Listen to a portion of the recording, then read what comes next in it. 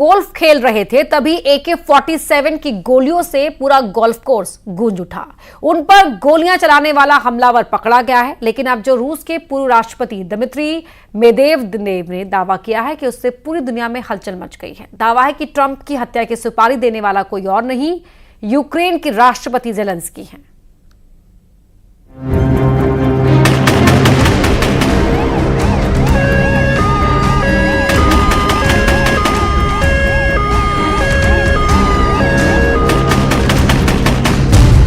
Donald Trump पर AK-47 से firing.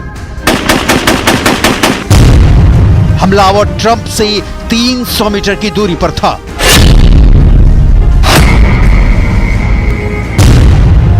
दो महीने में दूसरी बार ट्रंप पर जानलेवा हमला। कौन है जिसने की ट्रंप की जान लेने की कोशिश? किसने रची डोनाल्ड ट्रंप के मर्डर की साजिश? ट्रंप पर हमले पर FBI ने क्या कहा? President Donald Trump is safe and unharmed. हमलावर का क्या है यूक्रेन कनेक्शन? दुनिया की सबसे तेज तर्रार खुफिया एजेंसी में से एक अमेरिका की CIA सन्न है। FBI के एजेंट सन्नाटे में हैं। अमेरिका के फुल प्रूफ सिक्योरिटी के दावे की धज्जियां उड़ गई हैं। इस बीच रूस के पूर्व राष्ट्रपति दिमित्री मेदवेदेव का बयान आया है। यूक्रेन के राष्ट्रपति ज़ेलेंस्की ने रची ट्रंप की हत्या की साजिश। हमलावर को ज़ेलेंस्की ने दी थी हत्या की सुपारी।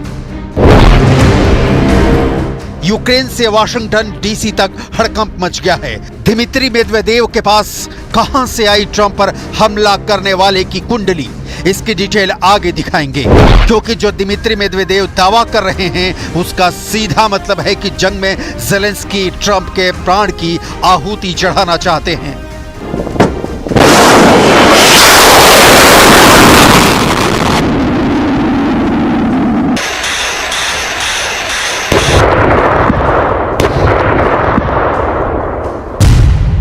क्रोनोलॉजी समझिए। डोनाल्ड ट्रंप वीकेंड पर फ्लोरिडा गए थे। यहां वो पाम बीच पर गोल्फ खेल रहे थे। आरोपी झाड़ियों में छिपकर गोलियां चला रहा था। CNN की रिपोर्ट के मुताबिक जैसे ही फायरिंग शुरू हुई, ट्रंप को तुरंत गोल्फ कोर्ट के होल्डिंग रूम में ले जाया गया। सीक्रेट सर्विस एजेंट ने जवाब में फायरिंग शुरू की तो हमलावर अपना सामान छोड़कर भाग गया।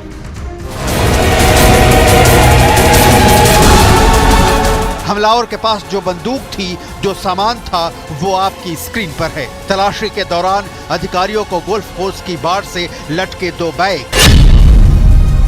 एक बंदूक और एक GoPro कैमरा मिला है। Well, we initially took him into custody and held him till the arrival of the federal authorities. The search of the vehicle, looking for any weapons that may be in there, will now be up to the federal authorities and the U.S. Attorney General. Firing का कारण हमलावर झाड़ी से निकलकर एक काली car में बैठकर भाग गया। गवाहों की ओर से दिए गए बयान से उसकी पहचान हो सकी। एक गवाह ने वीडियो बना लिया था जिसमें हमलावर को देखा जा सकता था। पहली बार यानी 2 महीने पहले जब ट्रंप पर गोली चली थी तो वो पेंसिल्वेनिया राज्य के बटलर में चुनावी रैली कर रहे थे और इस बार हमले के वक्त वो फ्लोरिडा के गोल्फ कोर्स एरिया में अपने टीम के साथ गोल्फ खेल रहे थे। ट्रंप को जब पता चला कि उन पर हमले की कोशिश हुई है तो वो सबसे पहले तो चौंक गए और फिर हैरान रह गए। अगले ही पल वो पूरे घटनाक्रम को लेकर मजाक करने लगे। उन्होंने अपने डॉक्टर, सलाहकारों और सहयोगियों को भी फोन लगाया। हमले के बाद ट्रंप ने अपने समर्थकों के नाम मैसेज में कहा, मेरे आसपास गोलीबारी हुई थी, लेकिन इससे पहले कि अफवाहें कंट्रोल से बाहर निकले, मैं चाहता था कि आप पहले यह सुने। मैं सुरक्षित हूं और ठीक हूं।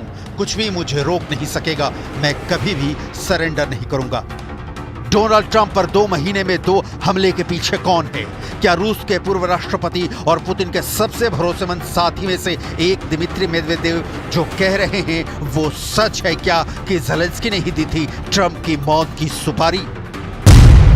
अगर ये सच है तो ज़ेलेंस्की क्यों लेना चाहते हैं डोनाल्ड ट्रंप की जान?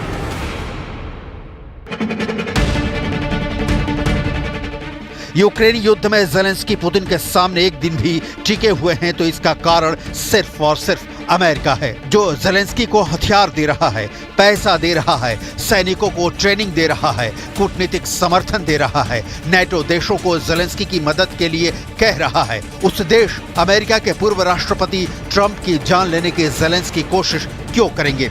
इस सवाल का जवाब डिटेल में आगे दिखाएंगे। अभी उस हमलावर की डिटेल देखिए जिसने ट्रंप पर हमला किया। न्यूयॉर्क टाइम्स की रिपोर्ट के मुताबिक रयान रॉथ उत्तरी कैरोलिना ग्रीन्सबोरो का पूर्व श्रमिक है। रॉथ का कोई मिलिट्री बैकग्राउंड नहीं है, लेकिन उसकी एक सशस्त्र संघर्ष में भाग लेने की इच्छा रही है, खासकर रूस के यूक्रेन पर हमले के बाद। एक्स पर एक पोस्ट में उसने यूक्रेन में लड़ने और मरने की इच्छा जताई थी। यह पहली बार नहीं है कि रॉथ हिंसा में शामिल रहा हो।